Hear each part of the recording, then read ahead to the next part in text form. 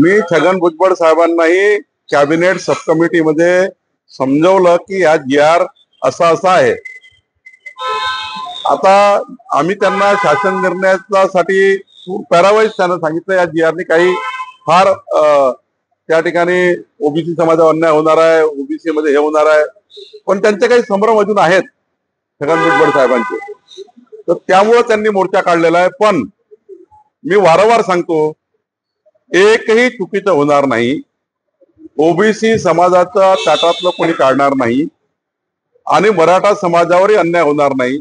माननीय मुख्यमंत्री देवेंद्र फडणवीसजींनी मराठा, ओबीसी, 18 पगड जातीला सर्वांना न्याय देण्याचा प्रयत्न केला आहे, त्यामुळं ओबीसीवर कुठला अन्याय होणार नाही। ओबीसीची जर काही कुठल्या संघटनेचा जर काही संभ्रम असेल तर माझी सब कमिटी आहे, माझ्या सब कमिटी समोर चर्चा केली तर नक्की त्या ठिकाणी आम्ही चर्चा करू। ओबीसींना न्याय पूर्ण मिळेल, ओबीसींच्या हक्काचं मिळेल। देवेंद्र फडणवीसजींनी ओबीसी मंत्रालय या ठिकाणी राज्यात केलेलं आहे, महाज्योती तयार केलेली आहे आणि त्यामुळं कुठलाही अन्याय होणार नाही।